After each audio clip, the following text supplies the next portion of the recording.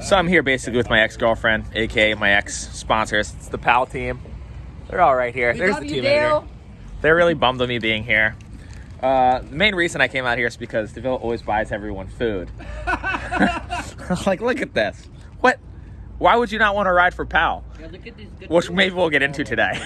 But basically, I'm here to talk to DeVille about, since he's the team manager of PAL, what would it take to get sponsored and like what people need to know who are trying to get sponsored. And you're definitely wants to know about what will it take to get kicked off.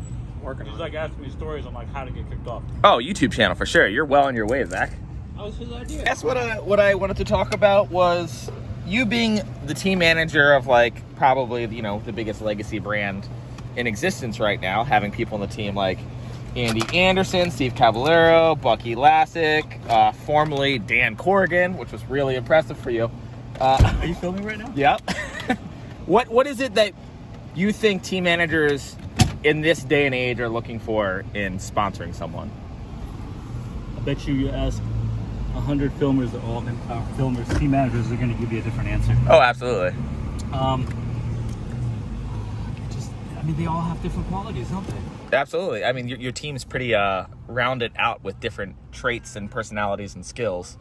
So what are you going to get if you get like a Salman Aga or you get a Calvin Hoffler who wins so many contests? Dude, his contest results were ridiculous when his agent sent them to me. It was like a list. Really? Just boom, boom, boom, boom, boom, boom, boom. Yeah, he's unstoppable. And like, I don't know how much he's going to come out and skate with us and film those parts, but he's like marketing to that different demographic of kids. Absolutely. I think people need to realize that a sponsorship, as much as you don't want to admit it, for a lot of skaters don't want to admit it, is more or less they're walking, talking billboards in a way. And it's like about, getting the company's name out there. And don't get me wrong, you get to be part of the family, and there's obviously like a lot of friendships that are developed, but usually you get sponsored based on how, as much as this sounds terrible, marketable.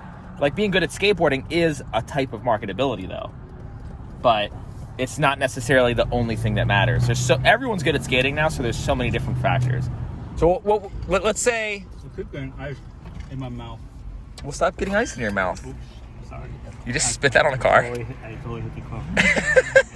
Let's get out of here. Yeah, let's speed away. I just hit like the bumper at the bottom. Oh. Oh, why is he? Oh, he's waving his hands. Oh, he's chasing us. No, is he really? Oh, shit, I'm such an idiot. So, like, what would you say to someone who's trying to figure out whether they are on the level of getting sponsored or not? It also depends on what time. Like right now, like I can barely get the guys product. Like, oh yeah, that's true. I was giving the guys 8 boards, Yeah. And now I'm giving them 1 if they come and skate with us. Oh, I'm having trouble getting, because we can't get the materials to make enough boards for all the sales. Yeah, and like a lot of it's not just PAL. A lot of the companies are having that. Yeah. So now wouldn't be a good time to kind of hit me up. But then if I did see you at the park and you were just insanely good, I'd probably walk up to you and like ask you who you are and ask you for your sponsoring tape. You know what's funny with sponsoring tapes is I've only one time has one kid been like, I don't feel comfortable giving you my sponsoring tape. Usually people are just like, yeah, here's my link. Really? Yeah. Who didn't feel? What do you mean they didn't feel comfortable? I don't remember the kid's name. It was just some kid. So you'll see if someone's ripping at a skate park right now and you see him there, yep. You're gonna be like, hey, you want 1 board a month? No. Hey, you want a board every time you skate with me? Well, now it's different. Now I just have to like build a relationship. Yeah. Be like, hey, this is what's possible to develop. Well, first it's like look at the tape and then just kind of communicate with them and see if have them come out. There's also a big thing with, this isn't with every squad, but with me right now or us, is whether they're going to come out and keep coming out, and if they really have the drive and want it.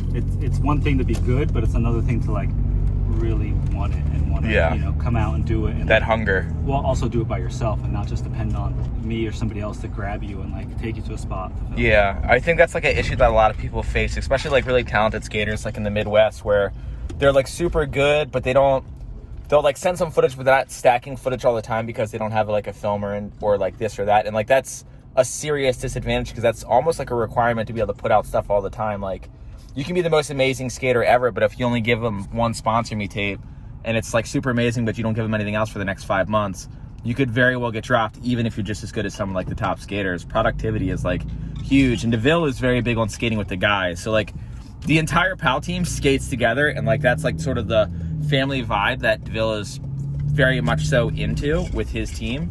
And if you can't keep up, you know, you might not be able to stay on the team. And I've definitely seen people kind of come and go since I've been coming out with you that just, I don't know, they're just not really like a part of it. But obviously you sponsor people who don't live out here, like the Ben Hatchells, and I see a couple people that I'm not familiar with. Canada. Yeah, so what about those skaters? Well, you can continue this afterwards. Secret spot that I can't show you. Zach's cleaning it up. Zach, what do you think about skating secret spots that I can't show them? It's a secret. I can't even share my thoughts because even those are secrets. That's true. He's very secretive. This thing is absolutely insane, though, and if he does get a clip on it, dude, you'll remember the spot and the trick. The main reason that he doesn't want to show anyone is same feeling that we have for just about every spot. You don't want it to blow up and get blown out, especially its location is kind of sensitive. I could definitely see if like this becomes a hot spot, it will get skate stopped immediately. Dog it, dog it, dog it, dog. No. He's like Dan. You're like the new Dan. Talking to your audience, dude. My people. I don't call my audience. Here, put this on your little YouTube. Ow! You broke it! Can you imagine if I shattered it? That'd be kind of funny. Because I'm like, iPhone 12. You owe me. Your fam. Wait, so are you implying that audience has a negative connotation?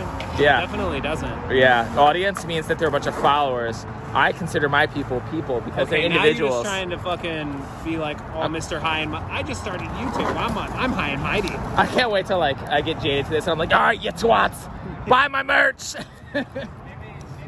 I've been calling my fan base bitch since day one, dude. Wow, you're a true blue collared citizen. We're all bitches. We're the family of bitches. That's what we God. What do you think of this spot? That's literally right there. Would you actually? I'm not allowed to skate it, so obviously I hate it. You're allowed to skate it, you just can't film it. No, he said no one else can one up me. He's pulling a John Alley right now. Oh, John Alley? He's gonna piss on the spot when he's done? Dude, we grew up skating with a guy named John Alley. Really? Yeah, his name was John Alley. So was John Alley. That's crazy. He was like an e-boy before there were e-boys. I'm just kidding. If he sees this somehow, some way, he wasn't an e-boy. I heard you're an e-boy. Speaking of e-boys, Chris isn't here. He went home. So if you can locate the spot from just this background right here, you deserve to know where the spot is. You can come do all the tricks. Zach is gonna do. Stop it! Stop. There's actually a spot here for me that I really want to skate. That's over there. That I'm not gonna show you because it's a secret spot. So stupid. But it's the board's like. Stop it! Did you get the camera dead on again? Oh, escalate! Oh, unstoppable! I think that was the plan. So yeah, after we're done skating this, we're gonna go to spots that we're allowed to film. So until next time, which will be in 5 seconds. I'm not even mad that I can't. Get away, Dale! Dale's been bullying me all day. So I'm not even mad that I can't like film at this spot right now because I probably got more content out of talking about how I can't film at this spot than I would have filming anyone do anything at this spot, because there's no way that anyone's doing anything more than the basics. Anything more than the basics, and that's not a lot of footage. Stop! My ankle hurts. So this is all the camera equipment that we have for this spot. And that's cool. Yeah! So it gives you an idea that it's a pretty serious maneuver that he's gonna try. I would do it first try, but my ankles hurt, you know? Probably do it, switch. Yeah, no, this is pretty ridiculous. There's also like a high traffic situation, so like having this spot blow up and someone's board slipping out would just ruin the spot completely. It feels like it'd be an easy spot to skate stop too. Definitely unique and definitely rad though. So yeah, it could also possibly be the next Pal for All to add. Embarrass their parents to listen to Elvis. To Elvis? Tails is just being mean today. I don't know what his deal is. I didn't even say anything about you, dude. You were supposed to pick up on the reference, but you ain't picking up what I'm putting down. So go on, get. Who are you? You're so jive. You're a jive-ass turkey right now. Jive? Yeah. Is that not what you said? I don't know. Motherfucker wasn't even alive in the 40s. You act like you're so much older. Where? Here. Where? DeVille? Here. Dude, seriously, please. Oh my god. Can you give him some food? Something? What's going on? Dale, there's grass over there. Just go. I'll follow How you. come I have to be in the YouTube video? Just go. Just go. Because you're the star of mine. Dale. No more YouTubers. That's it. Where, Oh my god. Dude, come on. Please, let's go to another spot. Please, come on. let's get this spot again.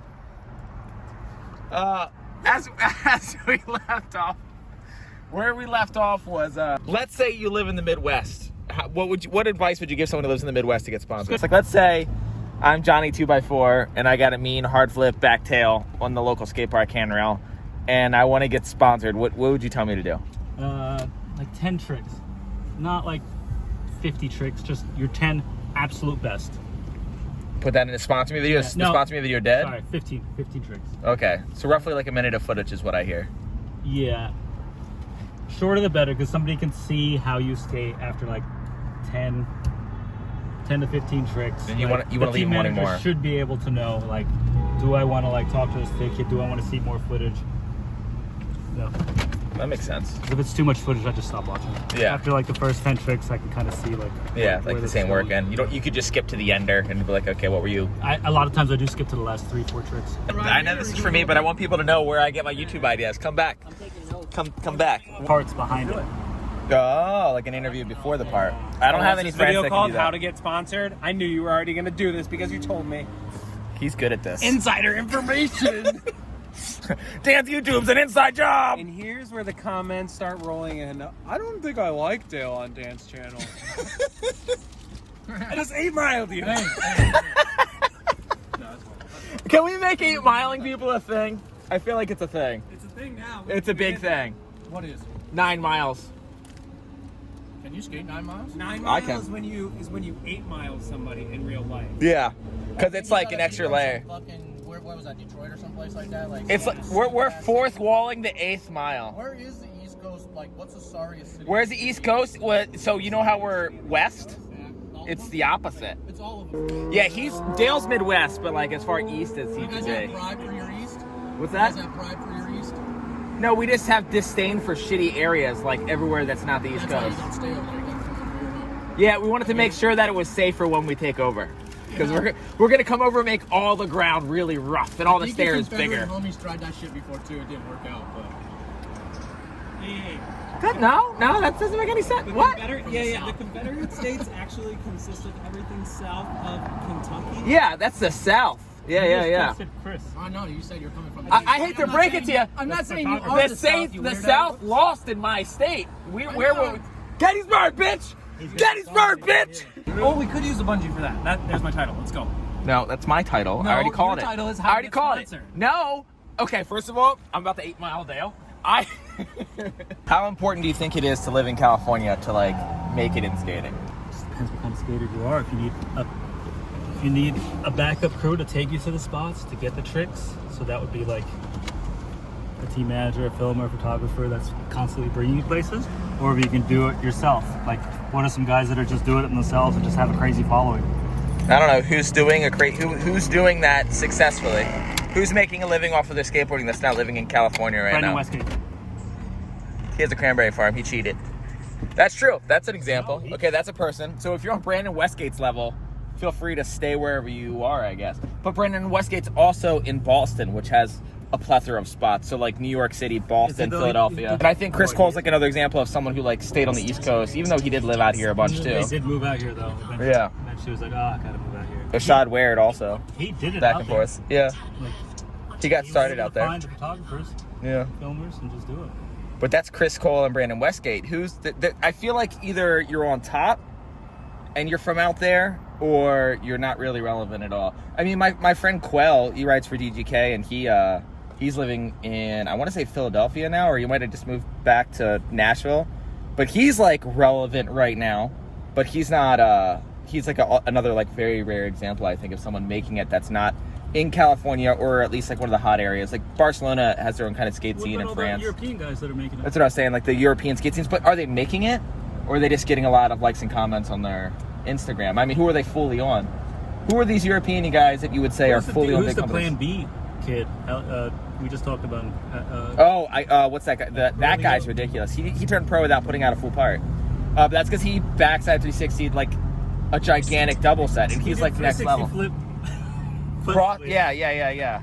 He did that ghetto bird and landed on or he did a hard flip revert and landed on another board. Oh wait, where's your car? Oh, it's right there. And those are like super rare examples. So if you're on that level, I think you totally can do it. But the best bet to make it in skating is you actually kind of have to move to California, or it makes it way easier. I do want to say that because I don't think there's enough example. I'm trying to send a message to people who live in the Midwest, live on the East Coast, who live in maybe not the major cities, and they're really good at skating. They're like the big fish in the little pond, and they think that they can make it. And I think the most logical way for them to make it, unless they're Brandon Westgate good, Chris Cole good, that far beyond everyone else, you need to either move here or make a lot of trips here. And I think that holds true for the majority of people that have made it in skating. I'm saying that will significantly raise your chances.